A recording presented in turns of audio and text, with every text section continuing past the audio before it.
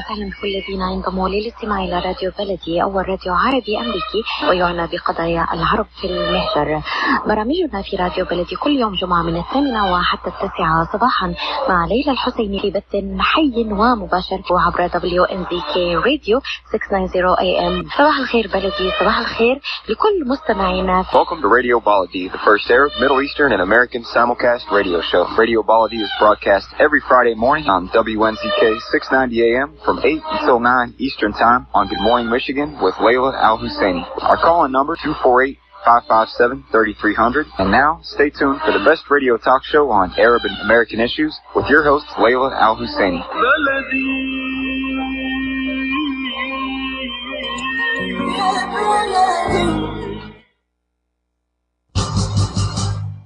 I am Atef Abdel Gawad. Join me the first Friday of each month at 8 a.m. Eastern Time.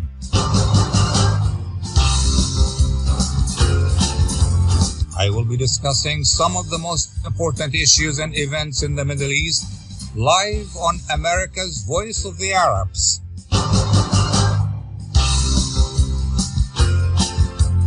WNZK 690 AM and WDMV 700 AM.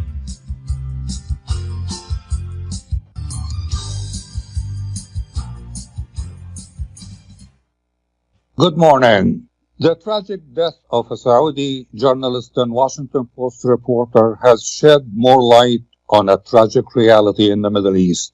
No press freedom, no freedom of expression, but also no physical safety for critics. We may agree or disagree with the views of the slain journalist Jamal Khashoggi, but his death should help Middle East societies and governments pull themselves out of concepts and practices that belong to the Middle Ages. Can the tragic death of Khashoggi inspire more freedom of expression in the Kingdom of Saudi Arabia and across the Middle East? To answer this question and other related questions, we have with us today a group of distinguished guests and experts. Dr. Emad El-Hady, an expert on Arab affairs and a political commentator in Washington, D.C. From Saudi Arabia, we have journalist Faisal Al-Shammeri. We will be joined later in the program by Dr. Khalil Jahshan, director of the Arab Center, and by Mr. Imad Alrawashdeh, a U.S.-based regional editor and writer. Before we start our discussion, I would like to encourage our audience to participate with comments or questions by calling us on 248-557-3300. That's 248-557-3300. So let me start with Dr. Emad El-Hady. Any impact in terms of more freedom of expression, freedom for the press? Can we get out of that tragic incident, the death of Jamal Khashoggi? Dr. Emad. The answer is no, and it's a big no. Let me just draw some comparison to what has happened in America as of late. Let's look at the incident of the attack on a synagogue in Pittsburgh. It has had huge wall-to-wall 24/7 coverage. And when the question was raised why it is being covered as such, people were saying, all specter of politics said, we are afraid that we have become numbed and accustomed to these kind of shootings.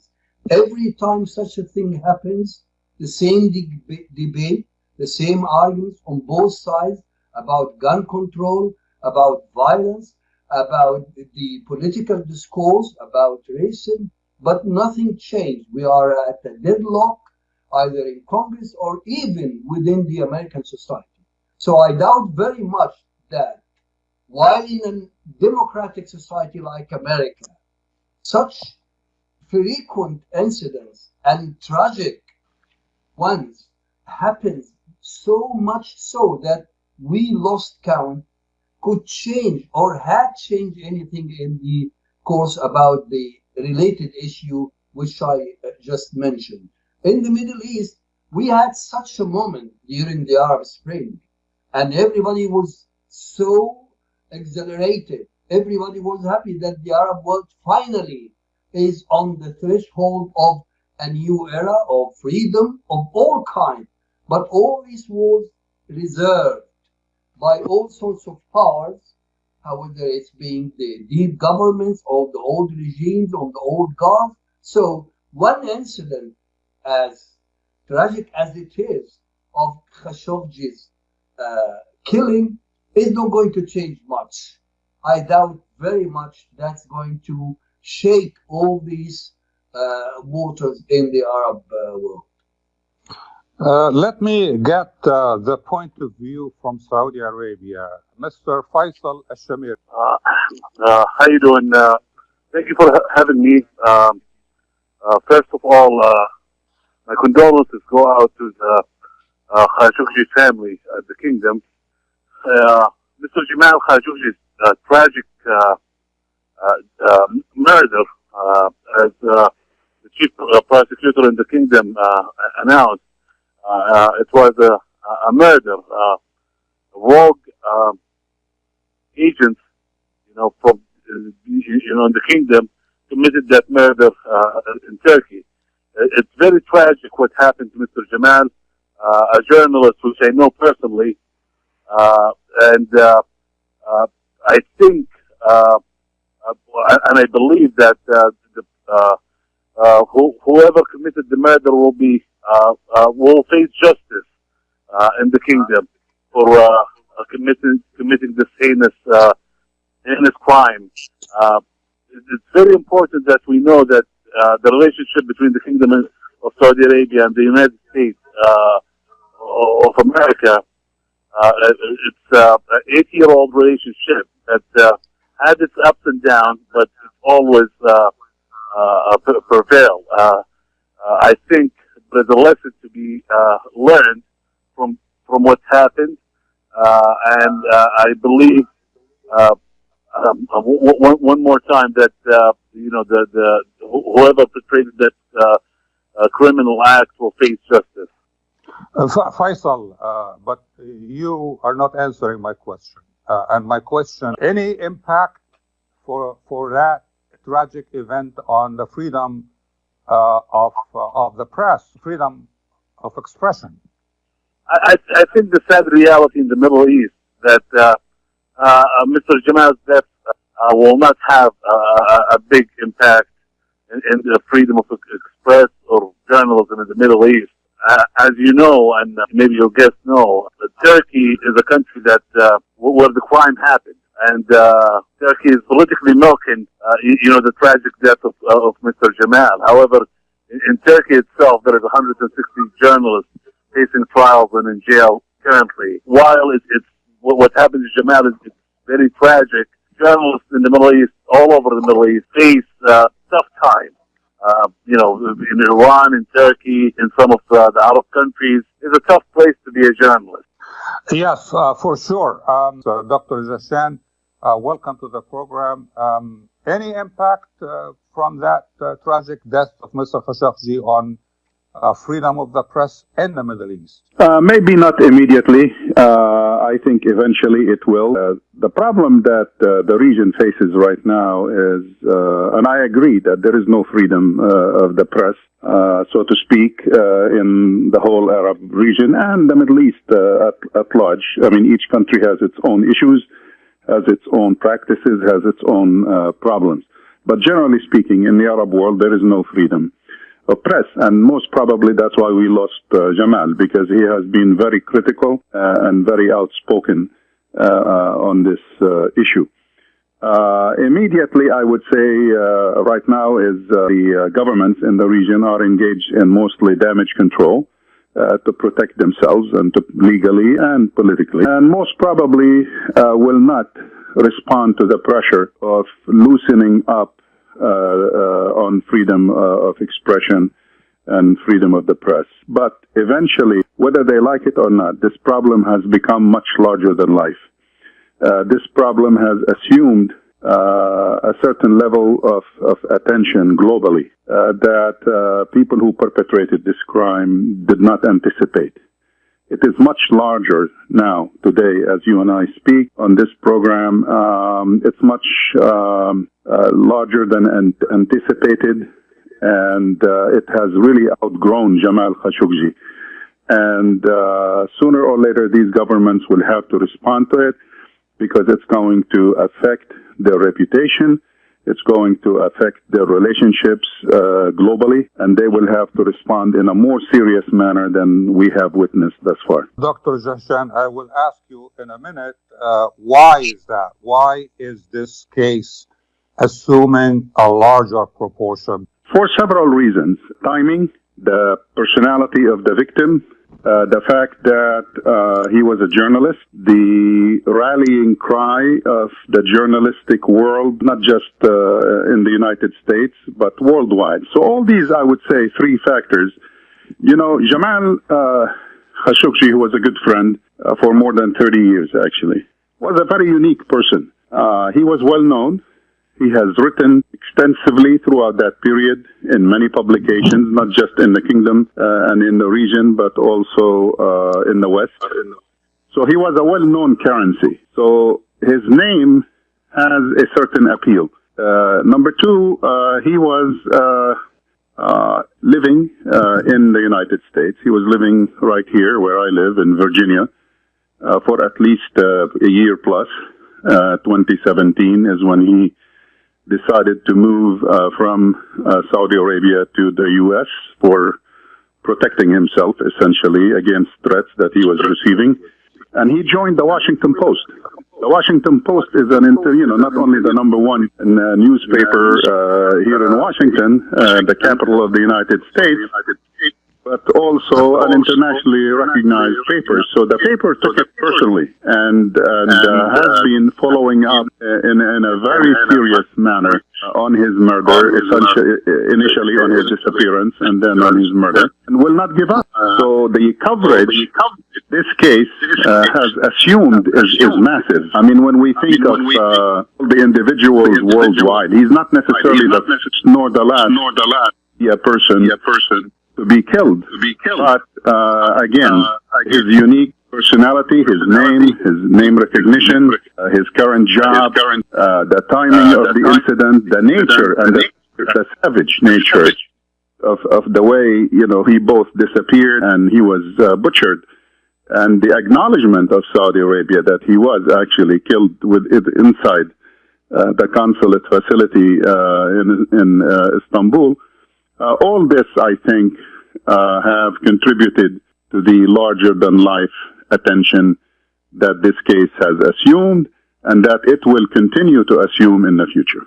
Okay, Dr. Jahshan, let me turn to Dr. Emad El-Hady. Do you agree, Dr. El-Hady, with Dr. Jahshan on the stature of Mr. Khashoggi's, his status? The voice is cutting off as well, but I heard the question vaguely. Initially I disagree with Dr. Jahshan about his optimistic look on the future of freedom of expressions in the Arab world. I think, as I said earlier, the historical moment of the Arab Spring has backfired badly. These uprisings, which we have seen in a number of countries, Arab countries I mean, have actually led the established regime to entrench themselves and go back to all the old ways of suppression and oppression. They became much more afraid of repeating the same experience where the people would rise up against them and sweep those in power. So we are seeing since that time, since this moment, more oppression, more new methods of this oppression, And even there is a kind of pointing at these Arab Springs as it was a conspiracy from the West to divide the Arab world, to divide each country, and all these kind of narrative. So it is very unlikely that the killing of one journalist, no matter how prominent he is going to change much. As for Mr. Khashoggi himself, God bless his soul, I think there was also a deliberate attempt from the media to overblow the issue. It is a tragic death and it is a very horrible crime, but there has been all the time much more bigger tragic incidents. During that period of 3 weeks when we have been talking about his death, but the media never paid attention. So I doubt very much that this kind of overblown attention will last for long, and the issue will become in a few weeks probably forgotten, and nothing is going to change in the Middle East. We were just joined by Mr. Imad Alrawashdeh, and I would like to ask you, Mr. Alrawashdeh, the same question that I asked my guest. Do you think there will be an impact from Mr. Khashoggi's tragic death on the freedom of expression in the Middle East? Yeah, I think yes and no. For one reason, Khashoggi was a permanent resident in the United States, and this has played a big role in the way the international community has responded to the crime. We should realize that if the same thing had happened to any Arab journalist residing in the region, the reaction would be different. It would not be the same strong reaction that we have witnessed over the past weeks. That's one thing. The other thing is that the nature of the crime, it happened inside an embassy. And all of us know that embassies are places that represent the relationship, the unique relationship between citizens from one side and their authorities from the other side. And they should be safe. They should be safe. And that, I think, explains the very strong reaction from the international community because it happened inside an embassy. And the international community does not want embassies to be places where people are murdered. So the unique nature of the killing of Khashoggi, I think it would be hard to consider the way that our regimes in the region, the ways that they're dealing with us, and say, yes, this crime would change the way our regimes are dealing with us in the region as journalists and reporters. I think we still live under a very heavy censorship. We are still not respected, contained, and intimidated by our authorities. And the West and the United States are not very much aware or even interested of doing something about that. What happened has to do with the fact that Khashoggi was a resident of the United States, and that put some kind of pressure on the United States to do something about that. Let me turn to Dr. Emad El-Hady now. Some people say that Mr. Khashoggi, in his death, after his death, has become more effective than when he was alive because of the controversy surrounding him being a Muslim Brotherhood member or sympathetic to the Al-Qaeda and so forth. Do you agree with that view? What do you think about that? Yes, partly he has become a kind of symbol of freedom of expression, and even the freedom of the press specifically, because we have seen around the world the last few years a lot of tragic deaths and even arrest and imprisonment of journalists around the world. But there's two great ironies regarding the case of Mr. Khashoggi. The first one is it was Turkey, out of all countries in the world, that took the brunt of the whole thing and was leaking news, bits and pieces every now and then. And the President Recep Tayyip Erdogan made a huge speech that turned out to be nothing new in it. So the irony is that everybody has been just as of late saying that the fact that Turkey is taking the moral high ground on the killing of Khashoggi is a joke, because Mr. Erdogan is known to be, as one BBC reporter put it, the biggest jailer of journalists in the world. That's the first irony. The second irony is regarding the history of Mr. Khashoggi himself. Mr. Khashoggi has been for a long time part and parcel of the Saudi regime, and he was very close to the royal family, and specifically somebody like Prince Turki Faisal when he was the ambassador of Saudi Arabia in the United States, and he was before the head of intelligence. So Mr. Khashoggi, sudden change of becoming a critical of the regime he was part of, took some of the credibility of his claims.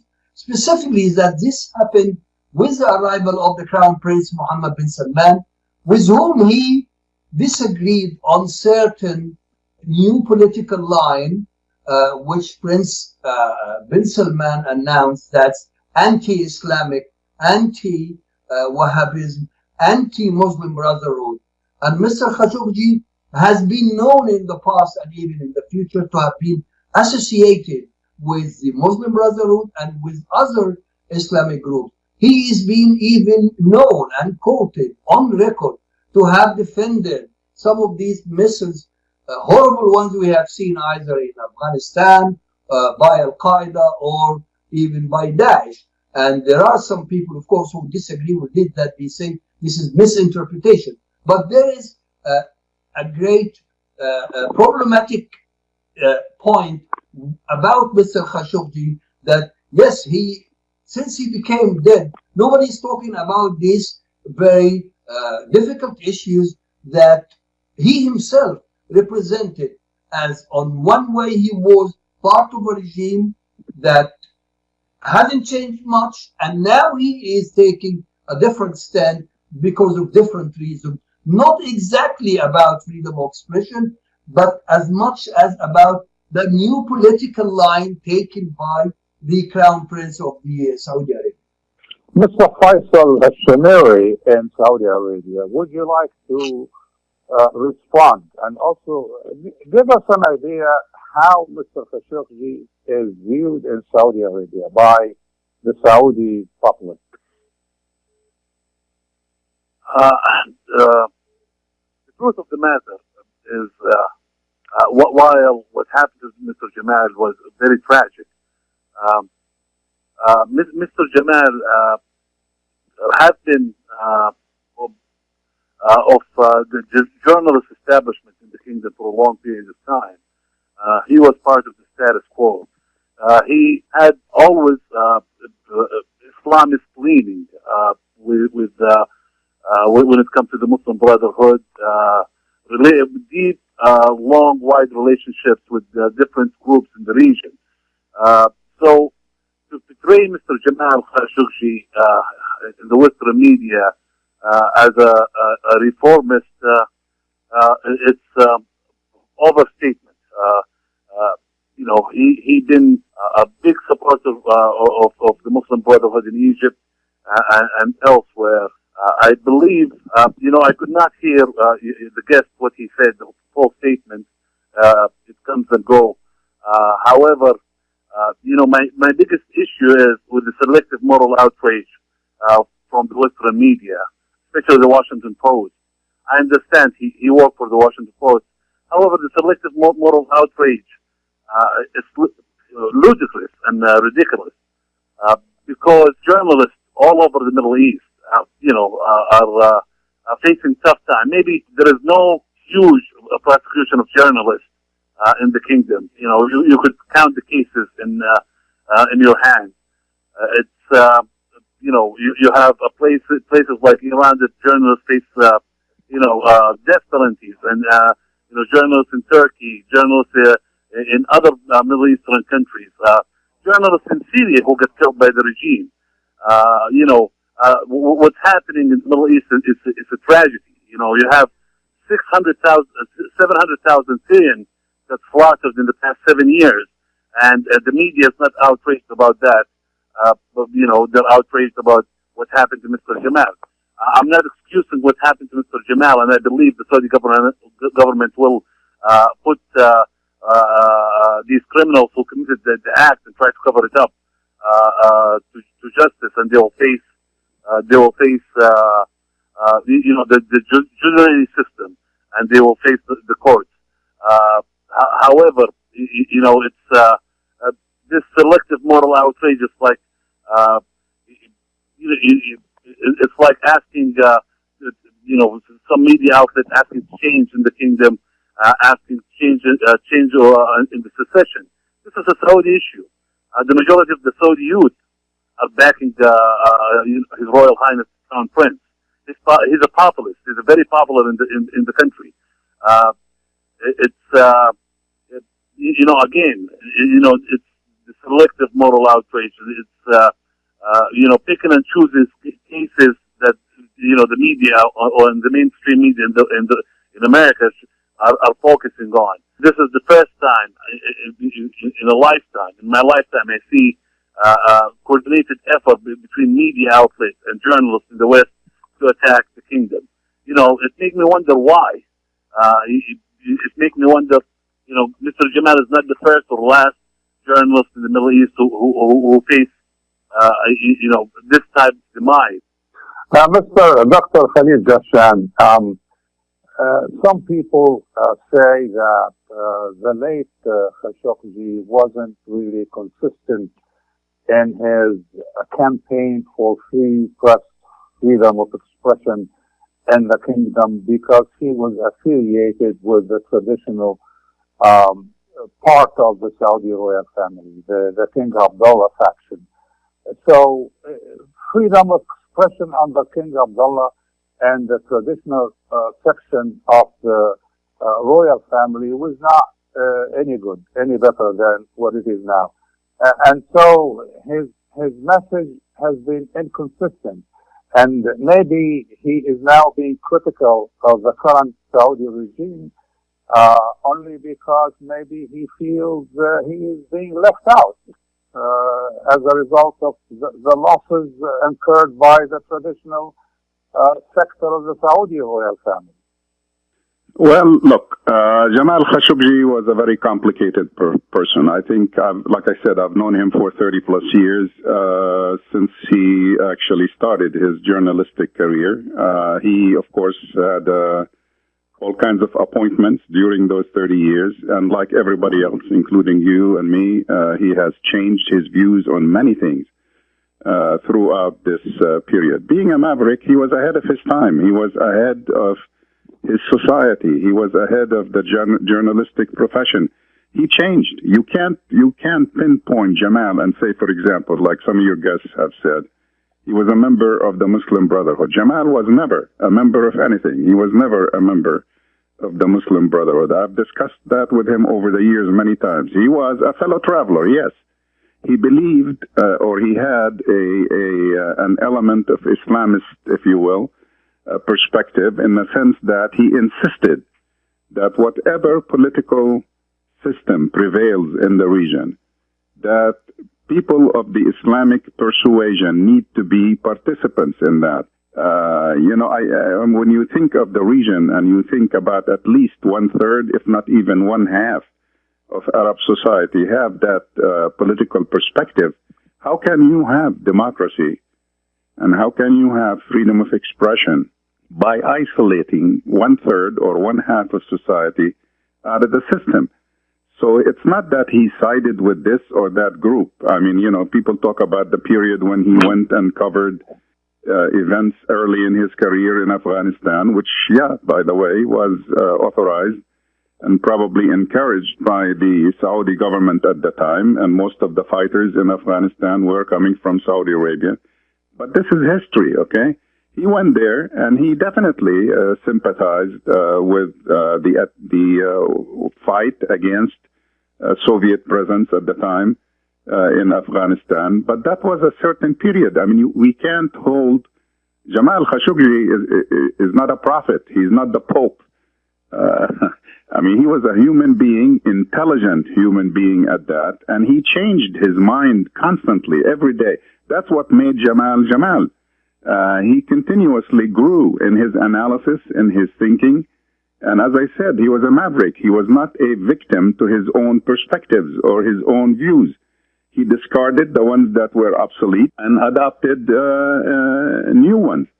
So a lot of what I have heard, including, throughout the debate after his death, and what I have heard from your guests, there is a lot of half-truths and mistakes in assessing who he was and what he thought about. It's important to realize that he was a normal human being, an intelligent one, a thinking one, and he constantly revised his perspective on things. Was he consistent? In his own mind, he was very consistent. I'll tell you how, at least to me, he was very consistent in loving his country, in wanting the best for his people. He was a very strong, loyal Saudi nationalist. He wanted the best for the country. And he did change in terms of what he wanted changed, of course, throughout those years. We're talking about a long period of time. So since he graduated from college in Indiana, and to hold him responsible for adjusting his call for freedom of expression, one should look. I would recommend to your listeners to take a look at some of his recent interviews. I mean, he did a lecture for us about a year ago at the Arab Center here in Washington. It's available on our website, Arab Center, Washington, D.C. Listen to him. I mean, these are the ideas that killed him, basically. He wasn't against Saudi Arabia. He wasn't against Mohammed bin Salman. He was critical. He had views on how Saudi Arabia should proceed. He said specifically, I remember that sentence when I introduced him at the National Press Club on November 17, 2017. He said specifically that the ideas that Mohammed bin Salman is advocating today in terms of reform are also my ideas. I totally sympathize with those ideas. My objection is to the way he is proceeding about implementing them. So that's very important to keep in mind as we analyze his career today. I'm turning to Mr. Imad Alrawashdeh now. Imad, as you know, Mr. Khashoggi always said that political Islam is a fact of life in the Middle East, and therefore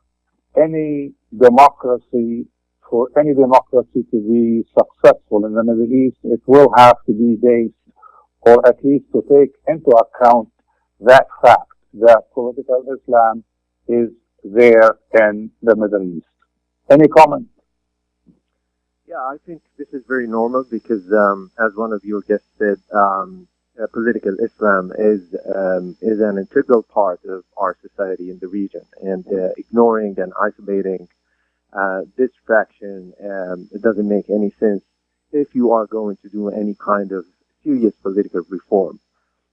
That's one thing. The other thing is that this doesn't make Jamal Khashoggi by any means a member of Islamic Brotherhood.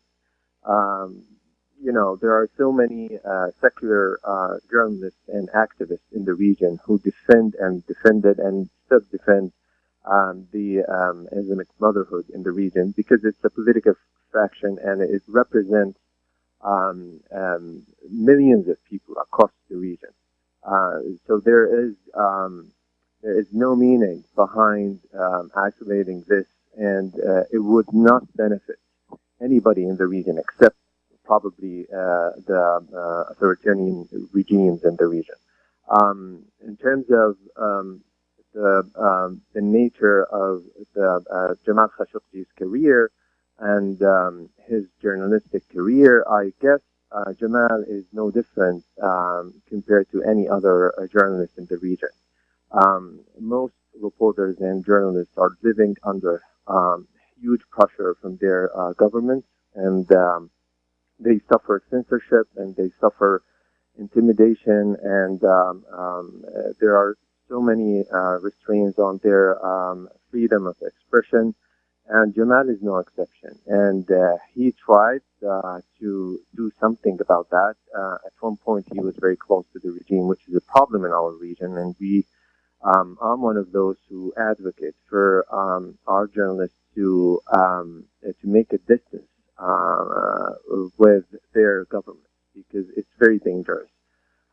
One, it would ruin their credibility as journalists, and two, at some point, if the government changed, and if your point of views as a journalist divert from the government's point of views, there would be some kind of clash. And in the case of Jamal Khashoggi, it was very tragic. The guy was murdered and cut into pieces inside his country's embassy. So the consequences of being very close to the government is dangerous. It might lead you to a very bad situation that you don't want to be there. So Jamal was not the exception, but we are now, I think his case raises a very, very important issue in the region, which is our journalists should take their role as journalists more seriously, and should realize that their role is very much different than their government's role, and their goals are very much different than their government's goals. The government in the region wants to have some kind of exclusivity on the information. They don't want to share information. They're not very much transparent about what's going on the political level or on the economic level. And journalists want to spread the information and want to serve the public interest. And because of that, there should be some kind of space between the two sides, and journalists should not by any means be part of their governments, because the consequences might be as bad as what happened to Jamal Khashoggi. Mr. Faisal Al-Shammeri from Saudi Arabia, I want to give you a chance to comment or respond to anything that you heard so far from our guests. Go ahead. Yeah, sure. I believe it's very crucial to understand that, the reform that happened in the kingdom in the past 3 years is tremendous for somebody who's been in the kingdom for the past 6-7 months, seeing Saudi youth looking for tomorrow, and happy with these reforms, and being very active into building their country. What's happened, at the consulate, it's a tragedy. I don't believe in my core that, was a mission to assassinate or kill Jamal Khashoggi, because it's pointless. Why do it at the consulate? Throughout time, the Saudi government had opposition in the West, in London, in America. They never went after the opposition. I think the tragedy is now the mainstream media and the Western media attacking the kingdom and what we built in the past 3 years, or to be frank, through even King Abdullah's era, from reform, scholarship programs to more freedom in the press, all this being pushed aside, and the country is being villainized, and the Saudi leadership being villainized. It's very important that Saudi Arabia is a very crucial country in the region. Whatever reform happened in the Saudi Arabia and the move that's going on, which is moving away from extreme ideology, is going to reflect on the whole region. Democracy and it's a Saudi issue. under the leadership of the Saudi government. The Saudi leadership is very popular in the kingdom, and Saudis currently, if you talk to anyone in the street, and I'm giving you my honest opinion, they feel betrayed by the West. There is a lot of voices in Saudi Arabia, asking to look west for partnership with China and Russia. I think the relationship between Saudi Arabia and the United States and the West is very crucial for both entities and both regions. Saudi Arabia came a long way. Again, I want to emphasize that the leadership, looking at what's happened with they will punish, those people who committed that crime. It wasn't acceptable. It wasn't acceptable to the leadership, and the leadership felt that they put in a corner between a rock and a hard place. I believe that the relationship between the West and the United States of America and Saudi Arabia is too big to fail. I think this relationship will keep going because Saudi Arabia is very crucial for the U.S. national security in the fight against extremists, in the fight against Al Qaeda, ISIS. Saudi Arabia is part of the coalition in Syria, and again, this selective moral outrage while it's very sad and it's tragic what happened to Jamal, the Middle East is on fire. It's been like this for the past 7-8 years since what's so-called the Arab Spring. Libya is a disaster. Iraq is not doing any better. Syria, 700,000 dead. The region, proxy wars all over the region. At the end of the day, reform in Saudi Arabia will happen between the people, the citizens of Saudi Arabia, and the government of Saudi Arabia, and trying to push another narrative from the West or another change in Saudi Arabia.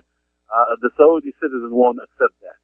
Thank you, Faisal. Let me turn to Dr. Emad El-Hady. Our last few minutes, we have some few minutes left, and I want to focus on the future.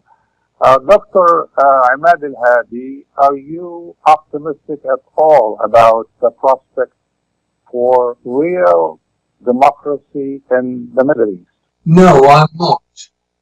First of all, I would like to comment on Mr. Faisal's what he termed as the selective moral outrage of the Western media, which in itself is an outrage that actually will undermine strongly the credibility of the Western media when it has this selective outrage, because we have seen a lot of incidents. And let me take just Turkey as an example.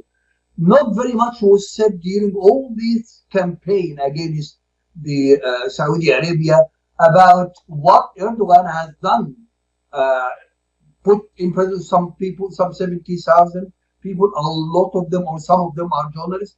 Nothing is going to be talked about when it comes to this. So this makes the idea of democracy itself and freedom of expression, if it's become in the eyes of the Arab world that it is very selective, and you know how big is this view in the Arab world, especially when it comes to comparing such position taken by Western governments to any other Arab countries' human rights issues compared to the Palestinian issue.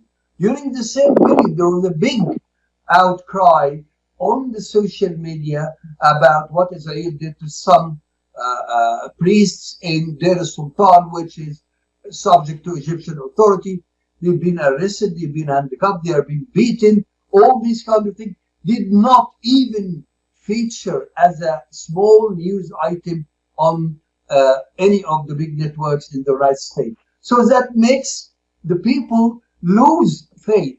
I mean, the people in the Arab world in democracy and freedom of expression, since they have seen for years this kind of double standard when it comes to dealing with their own issues. Dr. Khalil, Jahshan, the same question. What does it take to get real democracy in Arab countries? Well, frankly, having worked career-wise for more than 40 years on the Arab world, whether in academia or activism or media, I would say that it's very difficult to be optimistic about the future of democracy in the Arab world for many reasons. I tend to be optimistic by nature, and I'm hopeful based on certain developments in the region. But at this time, there is no democracy, and needless to say, Jeffersonian type of democracy in the region. And for that to change, you need some serious change in governance. There has to be a cultural change in the region, respect for the individual as a human being, respect for the opinions and views of the individual, protecting basic civil rights and human rights that are acknowledged universally. There is no uniqueness to democracy in the Middle East. Democracy is democracy. It's a universal practice. It's a universal phenomenon. It's the rule of the people, by the people, for the people.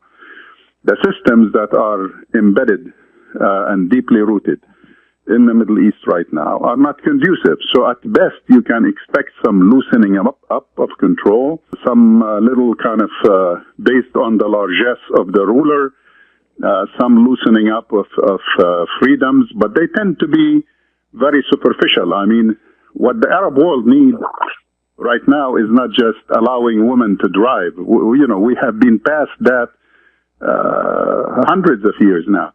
There are some other issues that are much more relevant to the future of the Middle East. And unless these courageous steps are tackled by current rulers or future rulers of the region, I'm not optimistic about democracy. I do acknowledge that some progress, small progress, has been made here and there, but I cannot, put my finger on any spot on the map of the Arab world and say, aha, our guys in this place have really made a giant step toward democracy. That has not happened yet. At the same time, I want to warn against the conclusion kind of on the opposite side of the spectrum, which some analysts adopt in this town, Washington, that somehow there is Arab exceptionalism. In other words, democracy doesn't fit Arab society or Muslim society. I don't accept that. I think democracy fits. Our public opinion surveys that Arab Center in Doha and here in Washington have been doing for 6 years now. Dr. Jahshan, I thank you very much. We are running out of time. Thank you. Thank you, Dr. Emad El-Hady. Thank you, Mr. Imad Alrawashdeh, and thank you, Mr. Faisal Al-Shammeri. And I will see you again the first Friday next month. Have a good weekend.